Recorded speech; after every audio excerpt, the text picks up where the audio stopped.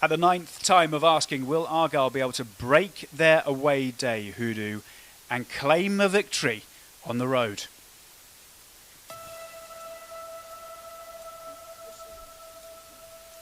What have we got here? We've got the alternative one, or the yeah.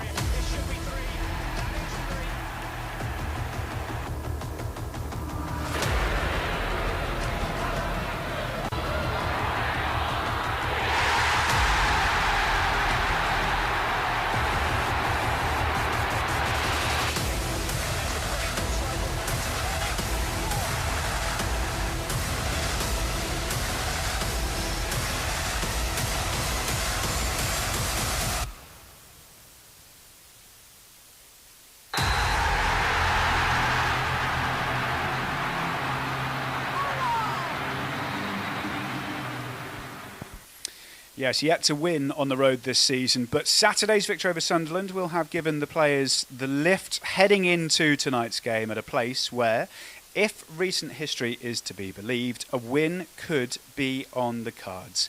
Argyle have won twice in their last 5 league outings at Coventry, most recently in November 2008. So could that first away day victory be on the cards? Well, hello, good evening. Welcome along to Argyle TV. This is a pre-match show ahead of a mouth-watering encounter in the Sky Bet Championship this evening. Argyle, of course, looking for their first away win of the season, having come off the back of that tremendous victory against Sunderland on Saturday. Similarly, though, Coventry City, they claimed a fine away win at Millwall. And both these sides will probably be thinking that the performances that they've put in so far this season should have yielded more points. They're both in form and they meet tonight. Helping me through this evening's proceedings ahead of kickoff is, as you can see, former Argyle defender Brian McGlinchey. Brian, it kind of feels like it could be a pivotal one for Argyle today, especially with that monkey of the no away wins on their back.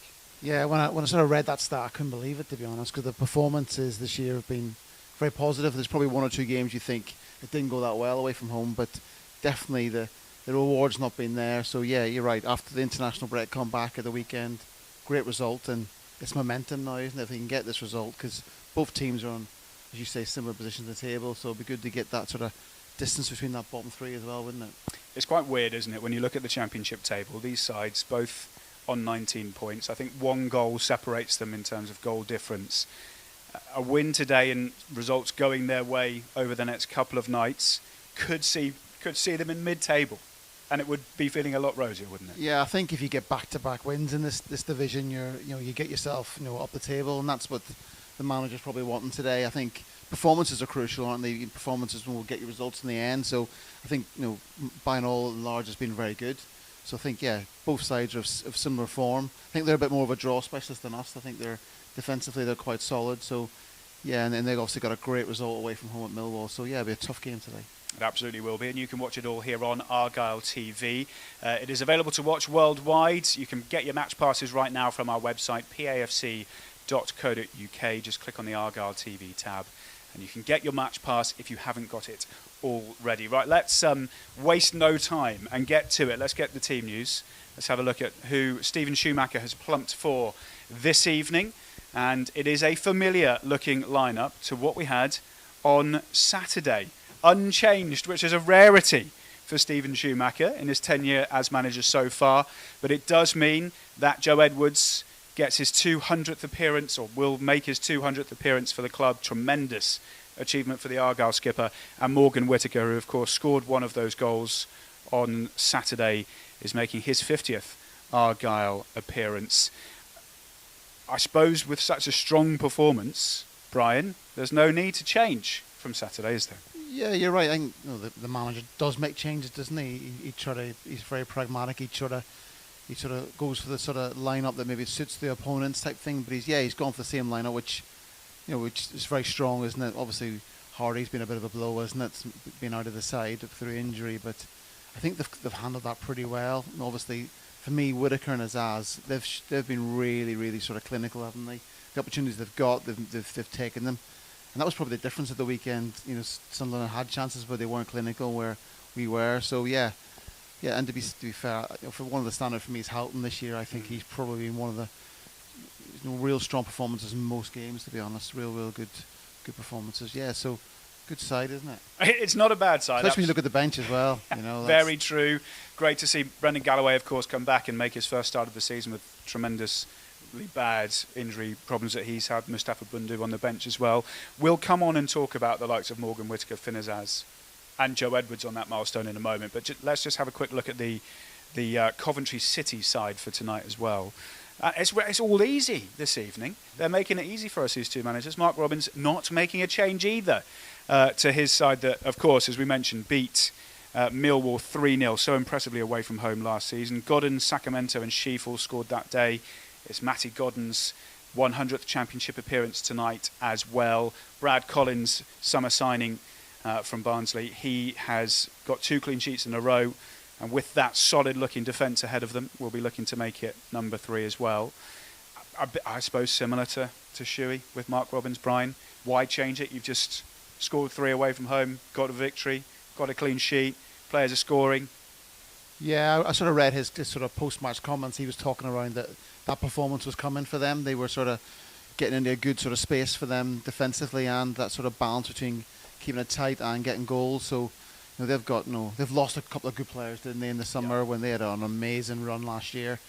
They've got quality throughout the side. The one guy Wright, I was reading $7.5 million he signed for. So just shows you the transfer fees that we're competing against, the players. So it is very, very tough for Argyle in that sense. But we've handled the situation brilliant. I think we've gone to ground, handled the occasions, and this will be no different because these were a really top side last year. Yeah, it's interesting you say about the notable absentees from last season. Of course, Coventry lost in the playoff final last year to Luton on penalties.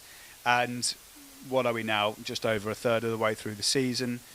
If you lose the likes of Victor Gyökeres, who's scored 50 goals, I think, for them over the last 2 seasons, and Harmer, who went off to Sheffield United and I think got over double figures for goals and assists last season as well.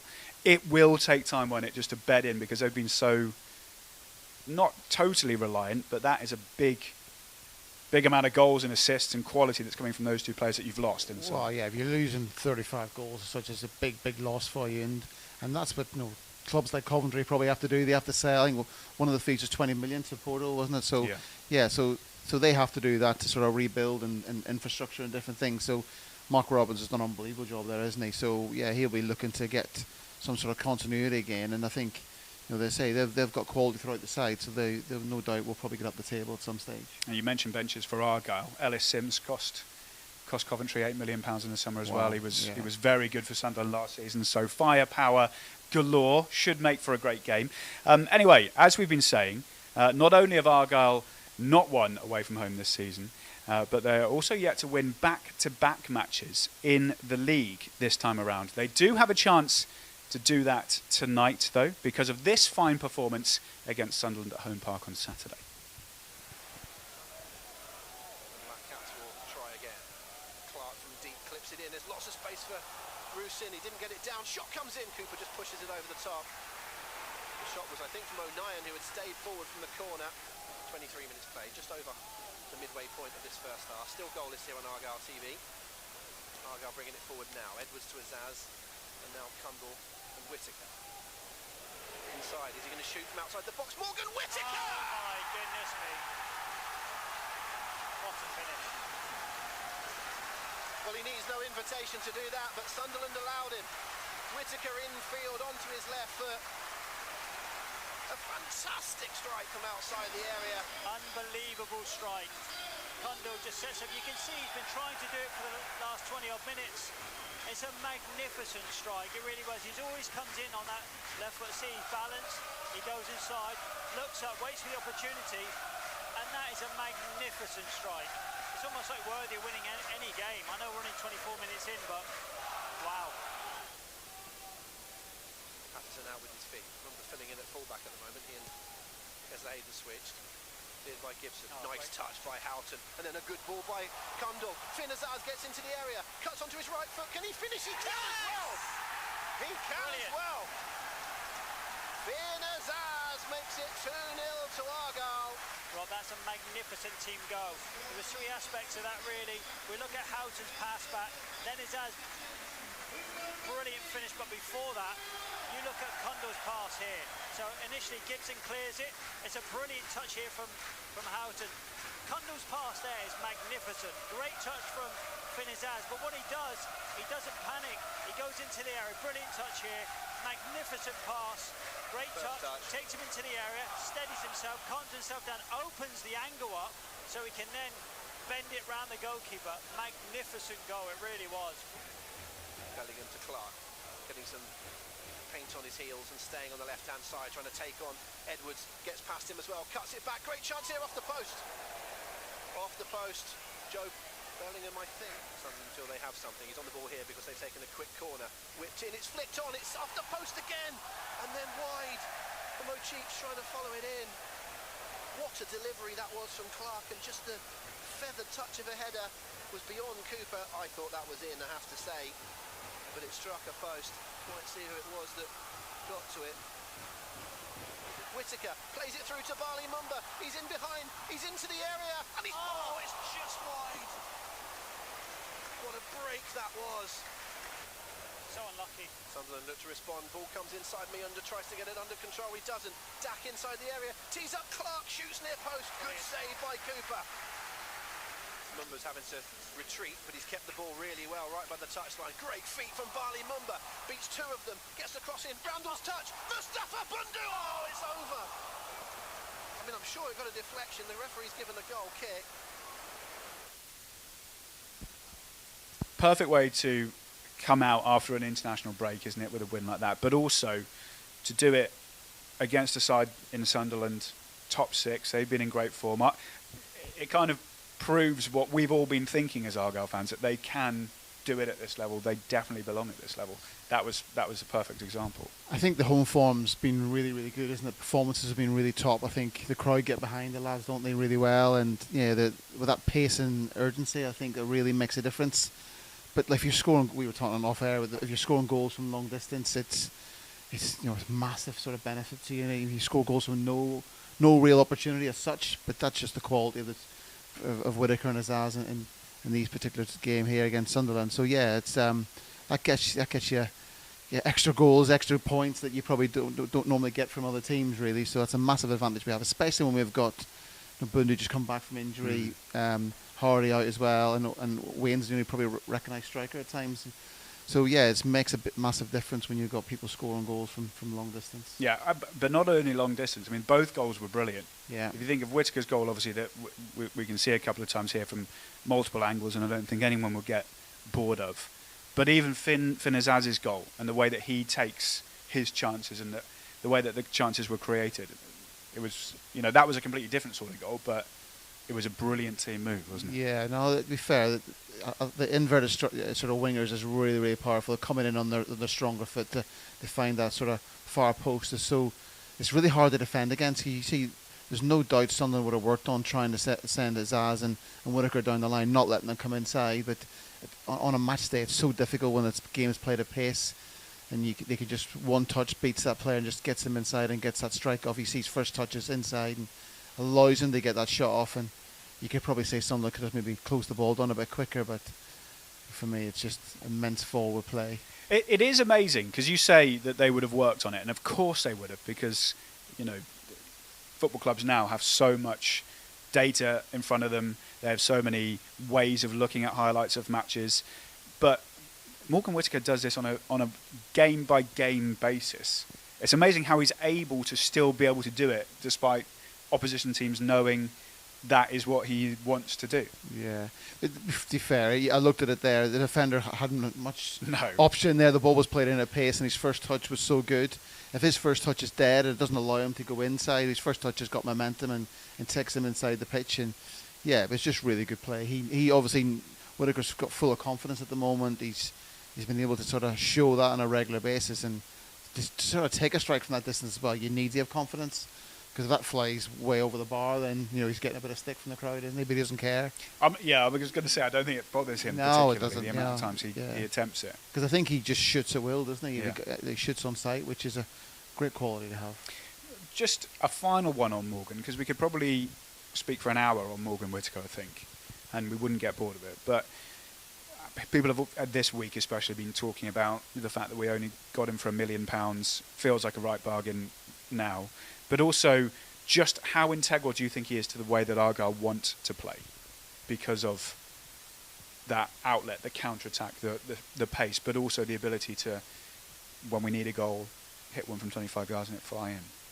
Well, obviously scoring goals is the hardest thing to do in football, and especially at this level as well, championship level. So he's probably come into the side with a bit of championship pedigree, being at Swansea before. So yeah, it gets you up the pitch. If players can run with the ball and they can hold on to it, it makes a difference. And he's a threat. It gets you. Defenders maybe will drop 5-10 yards. It's so invaluable to a team, really. So yeah, and he's you look at £1 million. That sounds like a bargain now, doesn't it? And the transfer window by Christmas, I'm not saying teams will be coming and looking for him, Don't even mention it. But like there's very few players of scoring goals at his sort of level, that consistency, and also a lot of these goals he scored are not really opportunities to score, are they? They're all of his own making. So yeah, great for Argyle. And the one away to Ipswich was another scorcher, and it was a brilliant goal as well. So yeah, he's got his own goal this season. Just about to say that might be difficult trying to choose it this season. And don't mention the January transfer window. We'll just be happy to get to the end of it, I think, with Morgan Whitaker in the team. Stephen Schumacker will no doubt be happy with Morgan Whitaker, but also with the way that Argyle did get that victory over Sunderland on Saturday. But he was quick to point out after the game he doesn't want his players to get too complacent. We knew that this next period's going to be like. The games are coming thick and fast, so we need to make sure that we're ready for it. The lads will recover tomorrow and start planning and preparing on Monday, and then travel to Coventry. So it's going to be a really tough game. They've had a really good win away from home today, and I don't think they're in a right sort of position in the table either. I've seen some of their data and some of their stats about how they've been playing well and not got the results that they needed for the chances that they've got. So we're under no illusions. It's going to be a hard game, but we'll look forward to it. Yeah, if you look at Sunderland from last season and Coventry for last season, they're quite comparable, aren't they, in terms of positions, being in the playoffs and so forth. And yeah, they've probably not had the start you'd expect, Coventry, but like any team in this division, they're still full of individual threats.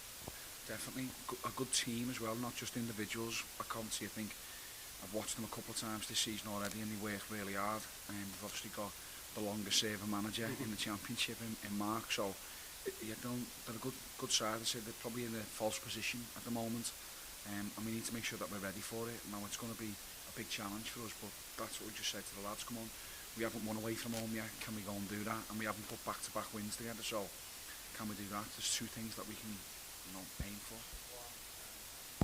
Stephen Schumacker there talking after the game on Saturday, and actually had quite a lot of praise in that little clip for Coventry, and kind of what we were saying at the top of the show as well, the fact that they'll, like Argyle, be thinking they should be higher in the table. Do you agree with him in that they are in a bit of a false position? It's hard to tell in the sense I haven't seen enough of Coventry to sort of say, but he'll have watched them and he'll know. And what you find with especially the manager, he's very transparent, and he's very honest, and he's very he's complimentary of his opponents, and that's probably a natural thing to do when you're going to play them. You wouldn't want to maybe give them any negative comments for them, any extra motivation as well. So, yeah, but he'll treat them with respect. He'll have done his sort of work on the training pitch of what their strengths and weaknesses are. But for me, the manager, he's always very balanced. He's very, he compliments his team, yes, but he'll always looks at things if he can improve, and that's a real great quality as a manager, and that's why Argyle have gone from strength to strength while under his reigns, really. The other thing that he mentioned in that was how he was pleased with the clean sheet, of course, but also the fact that they cut out the defensive errors that we'd seen in previous games. So if you think of Leeds, there's a couple of gifts that we gave Leeds that they were able to score from.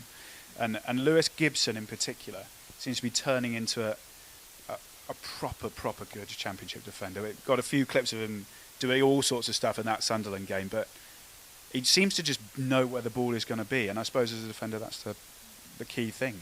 Yeah, it's decision making as a defender, isn't it? It's when to drop off, when to get tight, when to make that tackle, and a defender that's really, really crucial. And he's, a few games I've watched, he's been man of the match, hasn't he? And so he's got lots of plaudits, and he looks a real quality player, left-sided player as well, a few and far between. So yeah, all bodes well for Argyle. Really good transfer market, Argyle, getting those types of players in. Yeah, so and for him to get regular games as well will give him lots of confidence. Really composed on the ball, in between the night. Like that's a really opens up the game, gets players facing up the pitch, and yeah, if you really play through the lines like that as a defender, really sets attacks brilliantly. And also, being able to do that. If you did that, but then were a bit shaky at the back, you kind of think, well, maybe just concentrate more on defending. But he seems to have nailed both quite well at the minute. Yeah, well, you've got, as a defender, first and foremost, you've got to be able to defend and clean sheets. And for Argyle to sort of get their away form going, it's sort of eradicating those individual mistakes is the crucial bit. If they are going to score, it has to be a good goal. They have to earn that goal. And if Argyle do that and keep that sort of continue to be more clinical, and they will get those away results. I'm convinced of that. Yeah, I suppose that the one thing that people would maybe point a stick at Argyle and say they haven't done particularly well this season, bar a few games, is the defensive side. They've conceded quite a few goals. The attack, as we've seen, seems to have taken care of itself. Joint third top scorers in the division. The defence is the area that if they get it right, that again could be that little push further up the table, I suppose. Yeah, I suppose being a fellow defender, I think defending starts from top of the pitch, and I think you can't always you can't always look at the defenders doing better. Of course you can't legislate for individual errors because that's obviously will concede goals. But I think as a team, the manager will be thinking, right, how do we be defensive in and out of possession, and work as a team? Because for me, if you do that, it's not just the back four, it's the midfield, it's the front men sort of squeezing and maybe forcing teams down a particular channel. It's all those sort of areas that the manager will work on to make sure the defensive setup is correct. So yes, it's individual mistakes you've got to get rid of, but defensively it's a team thing for me. Yeah, well, they got it right on Saturday, didn't they? Hoping to do it again tonight. Argyle at Coventry. You can watch the game live here on Argyle TV. If you haven't got your match pass yet, then you can get it on our website, pafc.co.uk. Just click on the Argyle TV tab. All the details are on there, but there's plenty more build-up to come before then.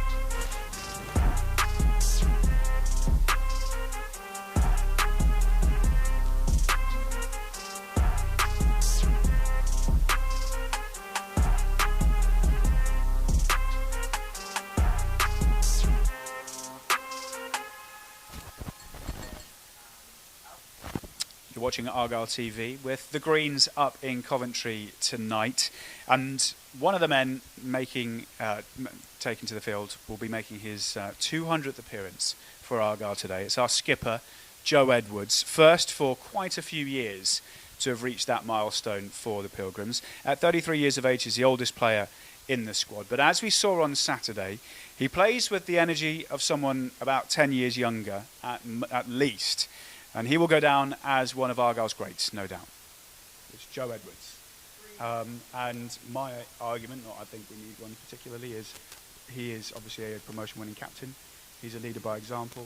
And he is someone who, like we've said about Carl and said about, others, Mickey, he gets Argyle, he gets Plymouth, doesn't he? He's not a Plymouth boy. He's a South West boy, but he's not a Plymouth boy. He's played for other clubs. He's played higher up in the leagues. He's dropped back down into League Two and then joined Argyle, and he was Ryan Lowe's first signing when he came in. And I think he got the captain's armband pretty early on. Yeah, he did. With Gary Sawyer's injury. And again, all that off-field stuff. He's brilliant with the media. He will always front up after a bad defeat. He will come out. And we lean on him maybe a little bit too much after those sort of situations. There have definitely been days you think, who are you going to do Grimsby for away press? and places like that where he comes out of the changing rooms and catches my eye, and I think he knows that I'm going to any chance. I think that first season back, part of the job. First season back in League One, I think it was probably Joe Edwards quite a lot of the time coming out and fronting up at the back end. And fans won't see this particularly, but that off the field, making sure the players know absolutely everything, and you'll know more about this than us, like where to be, when to be there, what clothes to wear, tickets. Sure. That he sorts that out. Yeah, I think there's far more expectancy from a captain's roles and duties now than there was 10, 20, 30, 40 years ago. And I'm sure some of the captains that we've all got on our list that have also been promotion-winning captains haven't had the expectancy to do extra work. Extras. Yeah. And Joe falls into that category. So, yeah, he's doing a great job. I don't want to give him a big head, though. You sure? I don't want to give him a big head, no. But he's doing a great job. He has done a great job. I don't mind adding a bit more on. I think that when we were talking about Carl Fletcher and his role in a really tough time for Plymouth Argyle, specifically because of what we were going through financially, that was a footballing thing, but also a livelihood thing. Our football was going very well 3 years ago or so, but the whole world was getting plunged into a pandemic, and he was the captain around them. And footballers like anyone were thinking about their livelihood, and he's got to represent everyone in that sort of position as well, hasn't he? But certainly on the pitch before and after, I can think of a game during that pandemic period against Lincoln at home. You took the words out of my mouth. 4-3. Yeah. It's the last game I did for Radio Devon, actually. And it was an unbelievable game, and he came up with a couple of goals, didn't he, at those crucial periods. And if you even want to chuck in last season as well, I think, sorry, am I stealing all your thunder? Sorry, mate. I'm going to say it all again. You can say it all again, and you can cut me out later, can't you? But what did he go, to 40 games or so without scoring? Yeah. We know what his scoring ability is. And then, 3 and 4 at the end, something like that. Talk about coming up with it when you need it. Yeah, sure. and you can add loads to that. But, Blackpool, that similar season, I think we got a 2-2 draw, crucial point away from home, the Lincoln game. And, I think particularly it was the goal against Shrewsbury that got us back level in that incredible match. Callum Wright obviously scored it, and he of course scored at Port Vale. He got the goal that put us in front in that game. He certainly did. Port Vale. So good case, Char. Well, that was taken from the latest edition of Argyle Fives, which can be watched and listened to online on Argyle TV and wherever you get your podcasts from. He's a modern day legend, isn't he, Joe Edwards, at this club? Do you think, Brian? Yeah, top captain. I think for him, the manager to bring him back at the weekend against one of the best players in the division shows. I think the key word there from his trust. He trusts him. You know what you're going to get from him every week, and consistency is probably the hardest thing in football, and that's the word for me epitomises him. You know what you're going to get. Real great club captain. Probably a real great example to the younger players in the academy. Younger players come through the squad as well. So, yeah, and deserves these accolades, and 200 appearances for the club is some feat, really. Captaincy aside, and we were talking about captains in that podcast as well, but from fullback to fullback, I know you played in midfield as well, but he's a better fullback than me. Well, no, I wasn't going to ask Far that, better fullback. But you've gone in before I was going to even get close to that. What is it about him that makes him fit that position, fit that role? Because he is quite adaptable. He joined us as a defensive midfielder. Yeah, well, that's the word. He's versatile, isn't he? So to play in multiple positions, you've got to have a good football brain. You've got to understand the game. I think he's got a physique and a fitness level around him as well that allows him to get around the pitch, because he played a wing back, and no, please trust me, playing wing back, you need to have a certain level of fitness. Oxygen mask. Yeah, lung back is maybe the word to maybe call it. But yeah, he's to play that wing back formation, in which we played for a good 2-3 seasons. that was his. He owned that position. He has played in the middle of the park. He played a right back. So yeah, I think experience as well allows you to play different positions because you understand the game.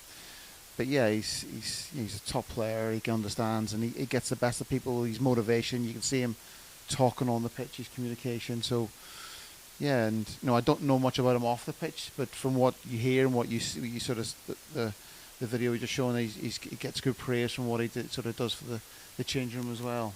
So, and I would say probably he'll have a role within the club from a coaching perspective, because it'd be sensible to maybe have that type of sort of seamless link, wouldn't it, after his career? Not saying his career's finished by all means, but it'd be great for him to have that, to bring that into the young players as well. Well, on that then, so I mentioned early 30s, which is not old, obviously, by footballers' standards now, or in life, actually.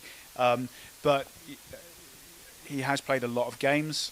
He's not, maybe the quickest at this level. People thought he might have been found out. You can see, obviously, by playing against Jack Clarke, he hadn't. How much more does he still have to give to this team? Could you see him getting to 300, for example? Football's too hard to predict, but what I can say is that you can tell he looks after himself. He's one of the fittest players around, isn't he? You can tell. You can just tell by how he looks, physically looks, and how he gets about the park as well. He doesn't look like tired after a game. You can see players on their knees after 90 minutes. He seems to be still got energy to burn, really. So yeah, you can play on. I think now with with the way people look after themselves, the diet, there's the sort of preparation before game and after game. You can play on longer now. So yeah, hopefully we'll get to 300, but and stay here for a long time. But for me, his experience in the change room, if he isn't starting, what he can add to the players as well at half time before the game can be invaluable, really. Yeah, top player, and congratulations, Joe, for getting to 200. But I know from speaking to him, he wants a lot more. Anyway, plenty more build-up to come here on Argyle TV, so don't go anywhere. There's nothing like the start to a new season. The energy, the anticipation, the expectation. You know that buzz in the air. You can feel it. It's going to be our year. It's going to be different this time. It needs to be, for all of us. The emotions of the game get to us all. I know all about that. But whether out on the pitch, in the stands, or on the sidelines, we've all got to do better at all levels. No more surrounding refs, no more abuse, no more intimidation, no more discrimination. Leave the pitch to the players. And those offensive chants, you know the ones. There's never a place for them in the game we love. That beautiful feeling at the start of a new season. Don't ruin it. Let's keep it that way, together. Whether you win, lose or draw, let's make sure that this season is different. We all do it for the love of the game. Let's show our pride and passion in the right way. We all love football, so let's protect the game.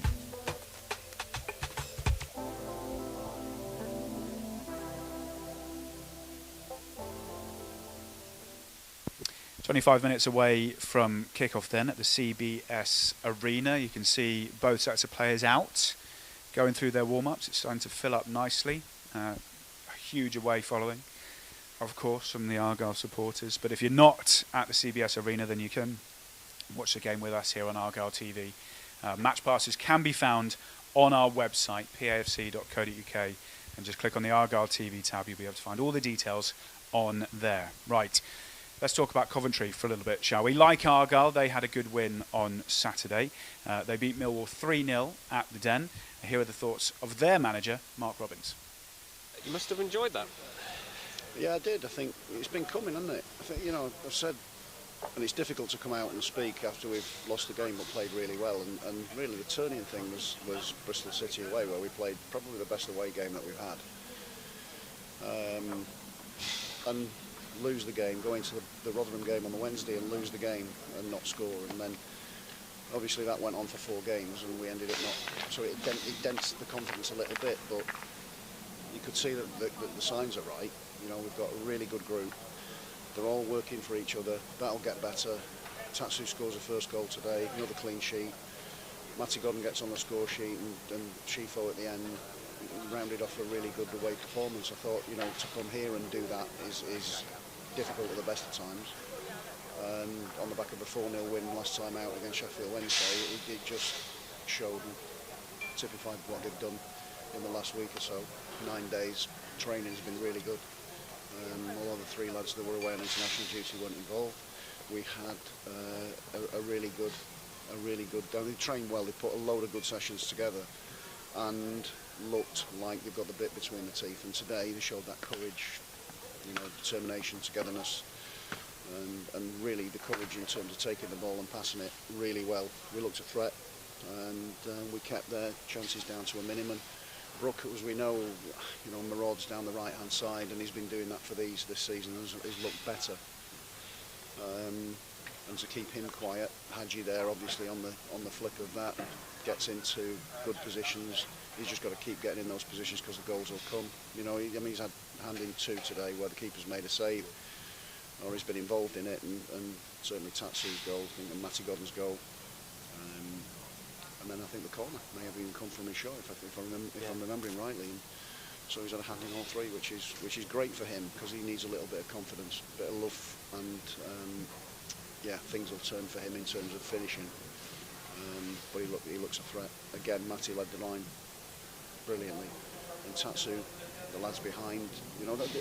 Everybody performed really well. I think the back lads were good, and Brad's obviously kept his second clean sheet, which is a real big plus for us. So settles things down going into a really tough and quick run of games into the new year.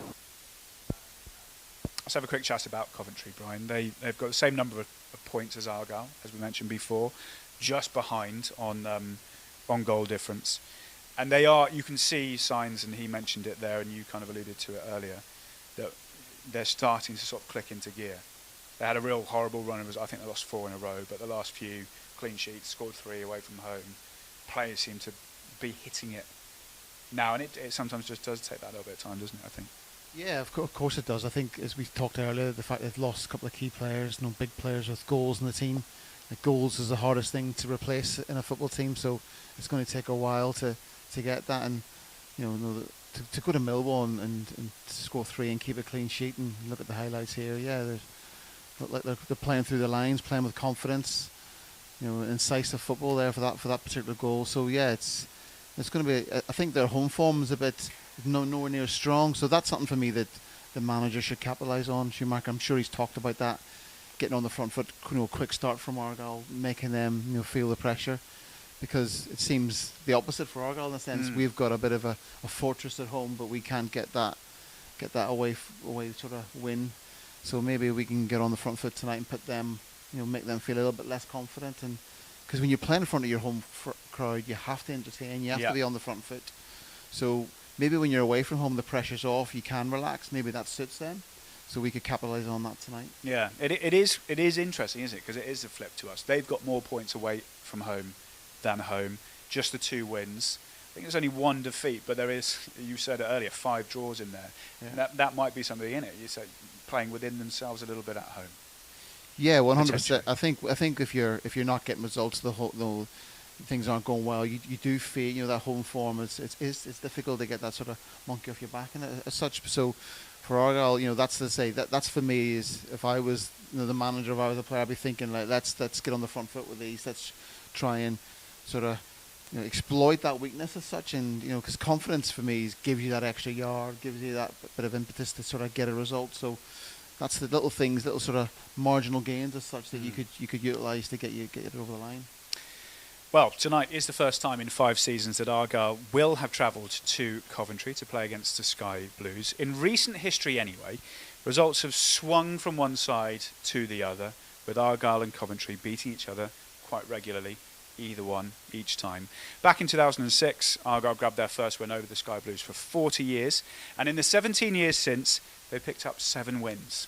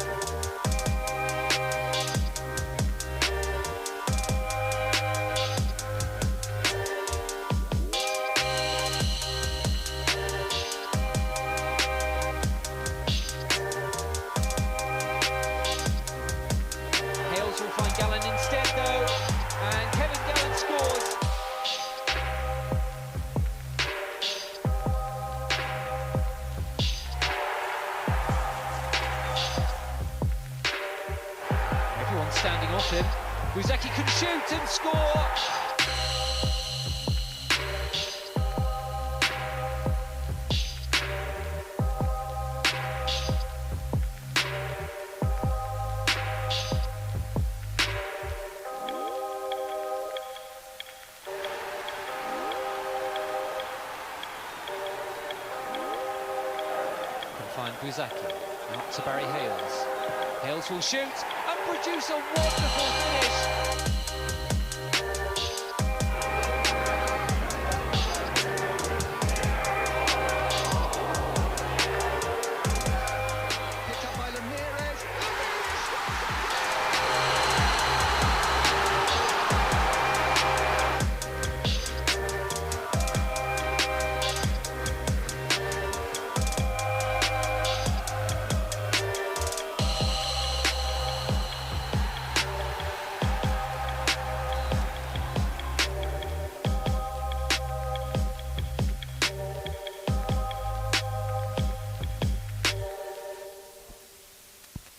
Some good memories there of games against Coventry in the past. Hopefully we can grab another win tonight and get that first away victory of the season. Well, it is getting closer and closer to match time here on Argyle TV. You can still go and get your match passes to watch the game in full.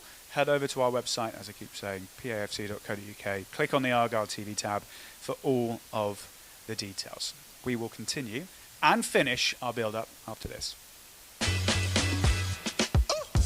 Let's get it pumping, I'm looking away. Go tell mother I'm cooking the game. Flow like water bubbling up where you want me to make. Taking you back in the days, feeling immaculate, mate. Action packed back to back while you yapping away. I got a knack to react, but I'm packing a grace. Up to the max with a fact, let me grab the space. I had a map the place, you gotta laugh and face. Arms long and strong, looking like a stack full of hate. It goes on and on, way to the back of the bank. This phenomenon's on, I don't even have to say. I'm where I belong, this no back in the, you know. I go where I wanna, a fair warning for anybody with hair on them. You can't stop me, it gets sloppy. You're watching Argyle TV with the Greens up in Coventry this evening. We are about 15 minutes away from kick-off there. You can get your match passes now if you haven't already. It's a game that you can watch wherever you are in the world. You wouldn't want to miss it as well because the two sides are in pretty decent form at the moment. Let's just have a reminder of the two sets of team news. We'll start with Argyle.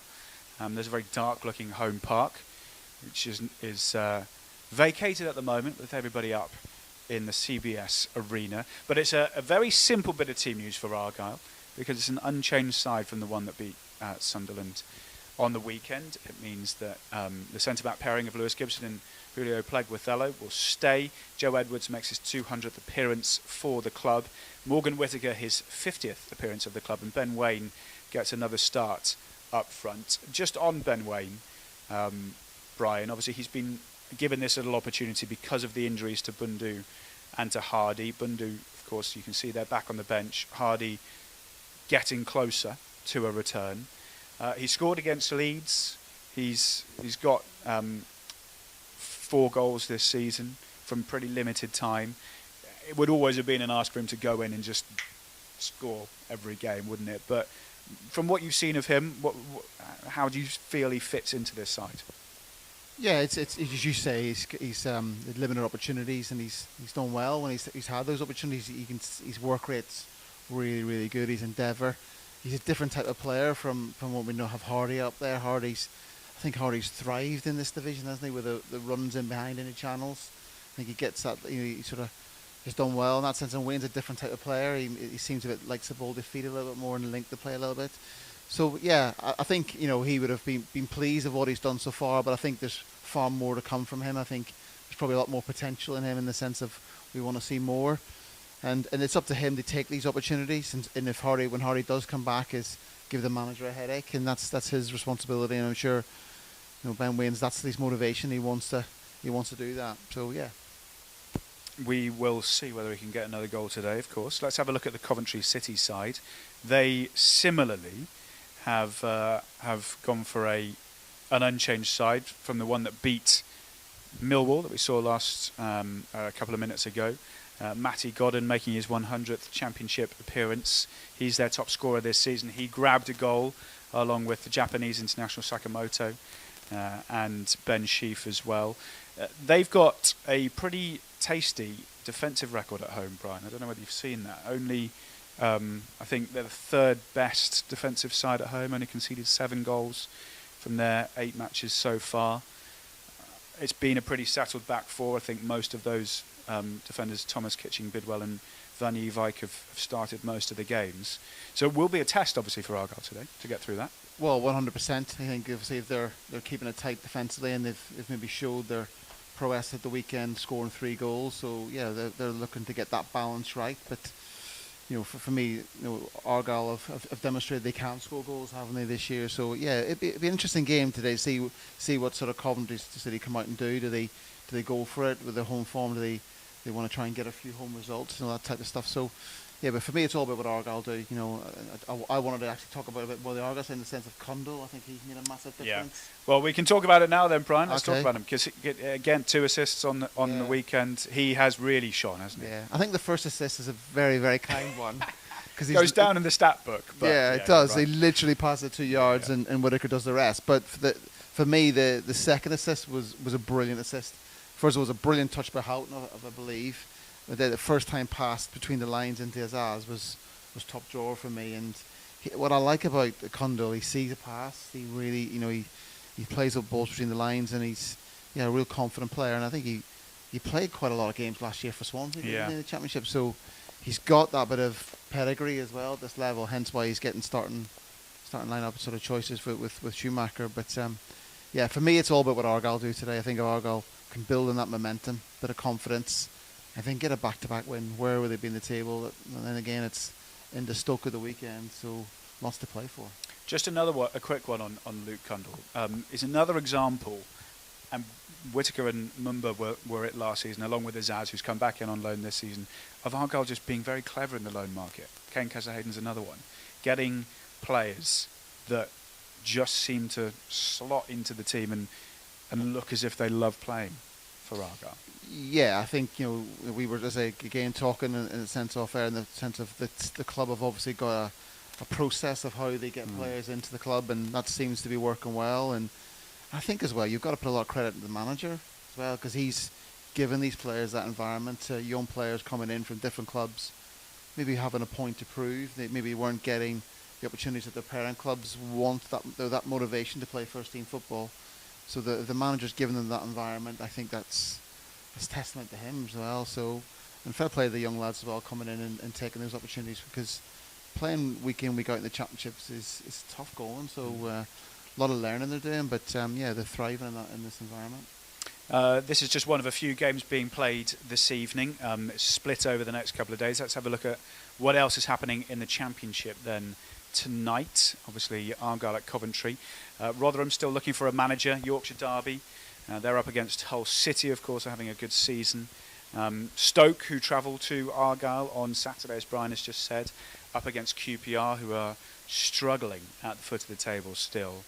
And Norwich go to Watford, 2 sides that are beginning to just find a little bit of form.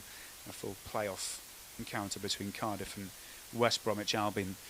2 sides that will have their eyes on the top 6 come the end of the season. Just a very final word from you then, Brian, on this game. You said it's all about Argyle. Is it a case of if Argyle play well, they win tonight?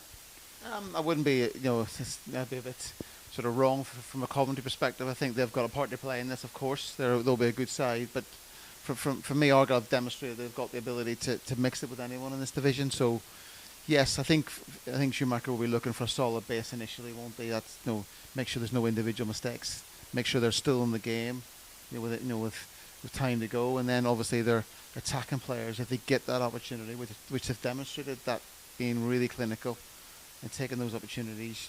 Hopefully it will be a positive night, but it's going to be a tough game for one. Can they do it? Well, 100%.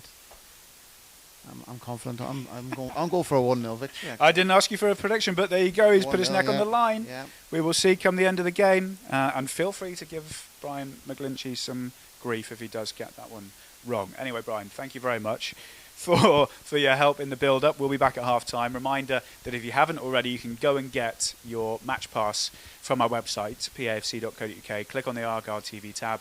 This game can be watched from wherever you are in the world, so make sure you go and get that. You won't want to miss it. We've got BBC Radio Devon commentary team of Ross Heaton and the former Argyle defender Hasniel Joffrey standing by to bring you through all the action, because it is coming up next. Argyle's trip to Coventry is on its way. The away day. A shared passion and commitment. 12,000 miles across the season. Unforgettable memories Past players, the goals. Waiting players, supporters, young and old. Capturing the moment, living the dream. Green Army, belting out the genocide.